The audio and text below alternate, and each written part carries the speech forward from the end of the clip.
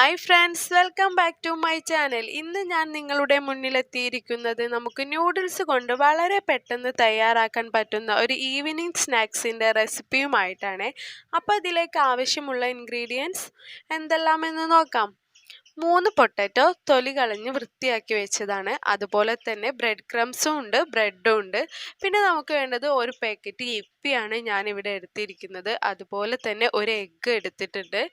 പിന്നെ ആവശ്യത്തിനുള്ള ഓയിൽ. ഇത്രയുമാണ് നമുക്ക് നമ്മുടെ യിപ്പി ബോൾ ഉണ്ടാക്കാൻ ആവശ്യമായിട്ടുള്ള ഇൻഗ്രീഡിയൻസ്. ആദ്യം തന്നെ നമ്മൾ ഒരു പാത്രം എടുത്ത് അതിൽ പൊട്ടാറ്റോയും അതുപോലെ തന്നെ വെള്ളമൊക്കെ ഒഴിച്ച് കുറച്ച് ഉപ്പിട്ട് വേവിക്കാൻ വെച്ചിട്ടുണ്ട്. ഇത് നമ്മുടെ ബ്രെഡാണ്. ഇത് ഞാനൊരു മിക്സിയുടെ ജാറിലിട്ട് പൊടിച്ചെടുത്തതാണ്. ഈ ഒരു പരുവത്തിൽ വേണം നിങ്ങൾ പൊടിച്ചെടുക്കാനായിട്ട്.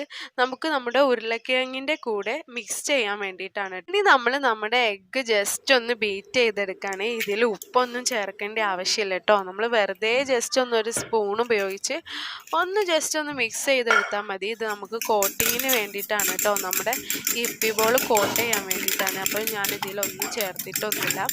അടുത്തതായി നമുക്ക് ചെയ്യാനുള്ളത് ഫ്ലെയിം ഓൺ ചെയ്ത് ഞാനൊരു പാൻ അടുപ്പിൽ വെച്ചിട്ടുണ്ട്.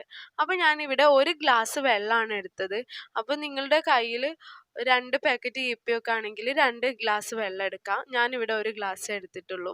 ഇത് നമ്മൾ നേരത്തെ ഇൻഡക്ഷനിൽ വേവിക്കാൻ വേണ്ടി വെച്ചിട്ടുള്ള പൊട്ടാറ്റോ ആണ് കേട്ടോ. അപ്പോൾ അത് അവിടെ നിന്ന് കുക്കാകുമ്പോഴേക്കും നമ്മുടെ മാഗി ഇവിടെ റെഡി ആയിക്കൊണ്ടിരിക്കുകയാണ്.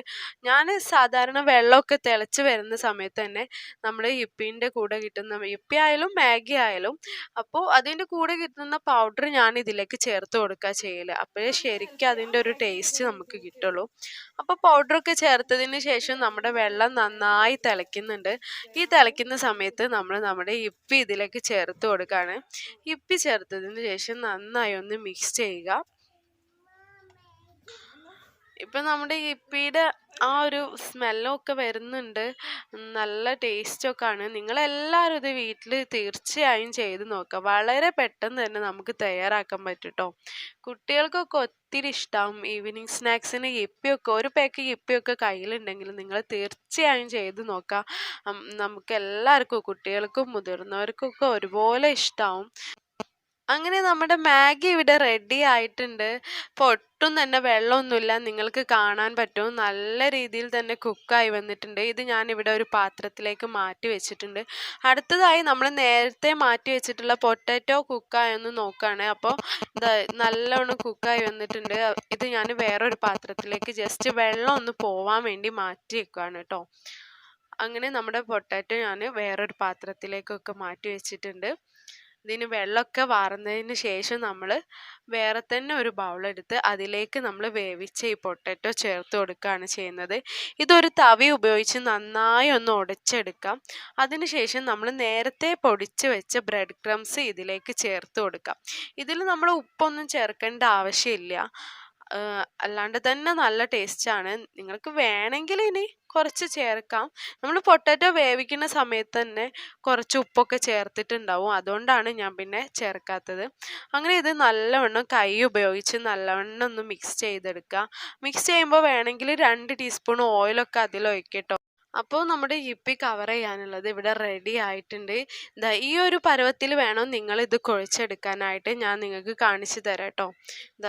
അവസാനം ഇങ്ങനെ ഒരു പരുവാവും. നല്ല സോഫ്റ്റാണ്, നിങ്ങൾക്ക് കണ്ടാൽ തന്നെ മനസ്സിലാവും. ഇതുകൊണ്ട് ഏകദേശം ഒരു 10-12 ബോളെങ്കിലും ഉണ്ടാക്കിയെടുക്കാം കേട്ടോ. ഇനി നമുക്ക് എങ്ങനെയാണ് യിപ്പി ബോൾ റെഡിയാക്കുന്നതെന്ന് നോക്കാം. ഫ്ലെയിമിൽ വെച്ച് ചെയ്താൽ മതി. അപ്പോൾ നമ്മുടെ എണ്ണ ചൂടായതിന് ശേഷം ഞാൻ ഇതിലേക്ക് ഓരോ ബോൾസും വളരെ പതുക്കെ ഇട്ട് കൊടുക്കുകയാണ് ചെയ്യുന്നത്. ഒത്തിരി ടേസ്റ്റാണ്. കാണുന്നത് പോലെ തന്നെ കഴിക്കാനും ഒത്തിരി ടേസ്റ്റാണ് കേട്ടോ.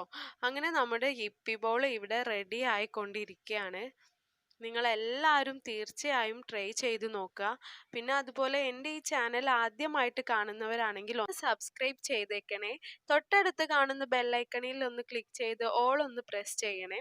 അതുപോലെ തന്നെ ലൈക്ക് ചെയ്യാനും ഷെയർ ചെയ്യാനും കമൻറ്റ് ചെയ്യാനും മറക്കരുതേ. Thank you.